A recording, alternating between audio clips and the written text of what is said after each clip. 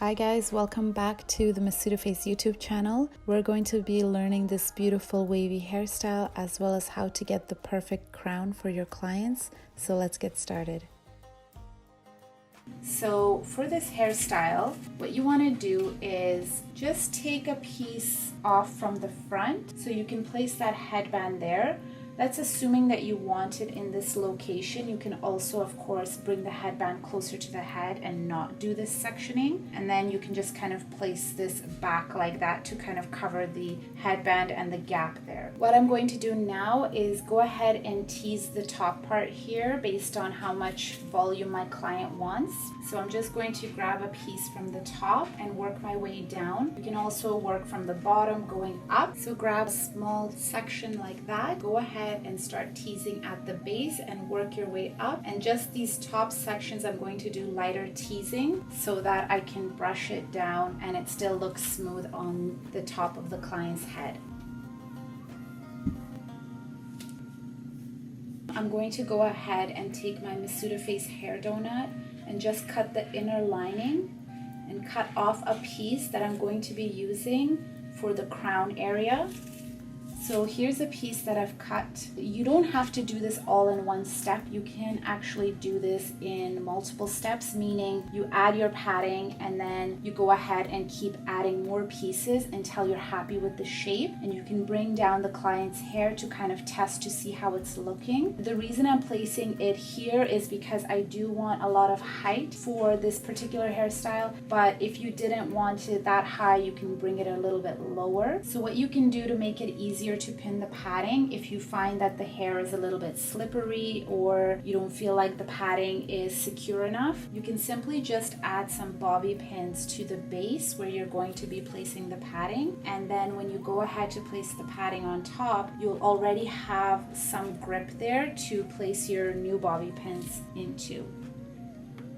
So it can look something like that, and of course you can add a lot more too.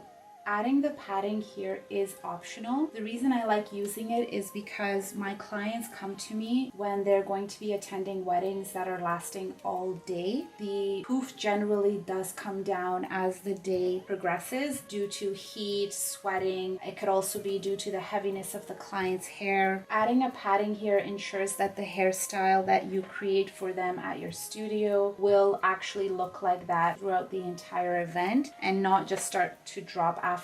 And it definitely helps with heavy hair. Sometimes no matter how much you tease heavy hair, it tends to fall down. You want to keep bobby pinning the padding until you feel like it's very secure. Kind of tug on it like this to see if it's moving around. And if it does move around, it means, for example, if the client's walking or dancing, that padding can kind of shake as they move their head. So you don't want that. You want to make sure that there's no movement when you touch it. That's how you know you've done a proper job. And I'm pinning it all around. So all around the padding I have bobby pins, and I've double bobby pinned, so a crisscross to ensure that it's nice and secure.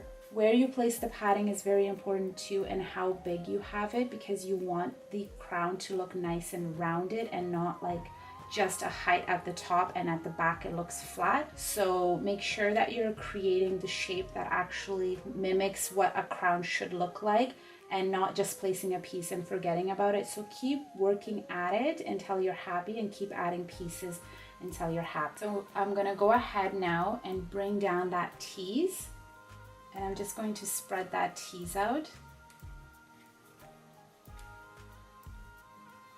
Keep in mind, adding padding sometimes does take practice because you don't really know where to place it or how much to put. So it's not one of those simple things. Don't be hard on yourself. Just keep practicing on your mannequin until you have a good idea of where to place it and how much to place. Sometimes I'll place two paddings, so one at the top and one at the back if I want both height and volume, because when you place it high up here, you don't necessarily get volume back here. And if you place it back here, you don't necessarily get volume up here, depending on how much you've teased and how much hair the client has.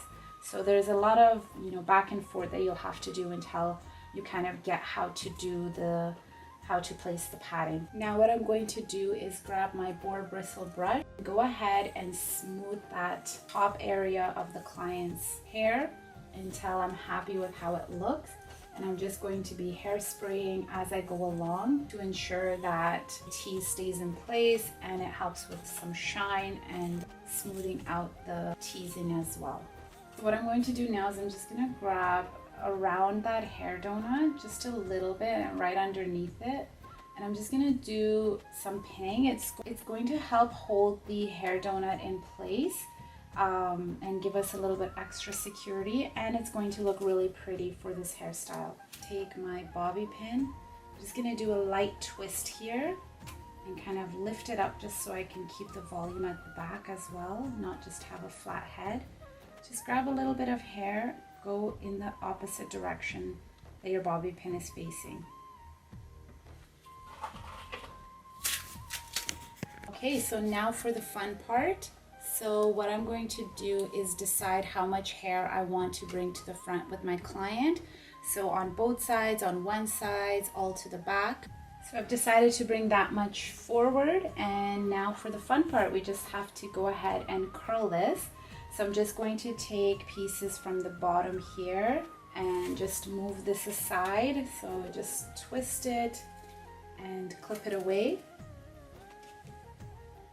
So I'm just going to use my 1-inch barrel here, grab a piece, and I'm just going to curl it away from the face. So I'm just twisting the hair, and you can leave the end out for a bit more of a boho style, or you can curl it all the way to the end. I'm gonna let it go and just let it drop and just pull on it a little bit so it gets a little looser.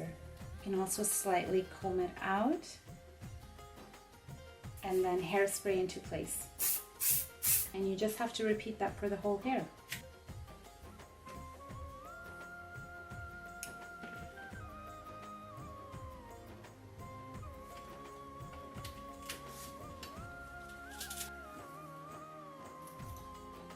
Okay, so when you're done, it should look something like that. And of course, you can leave it this way as long as the hair is kind of not touching the client's eyes or they're not bothered by it. Otherwise, what you can do is you can just grab that piece that's framing the client's face and kind of slightly bring it back. And that way, you know, you can guarantee that that beautiful kind of wave here stays that way. It doesn't bother the client's face.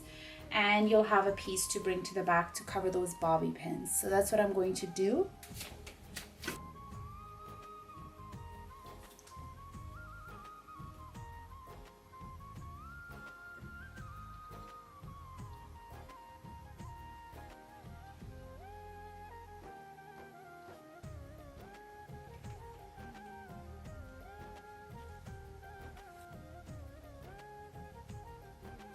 Here is the final look. I really hope you enjoyed it and you learned something. If you did, please leave a comment and subscribe. I would really enjoy that and love to see you here more often. And make sure to also follow me on Instagram at Masuda Face. And I'll see you in the next one. Take care. Bye.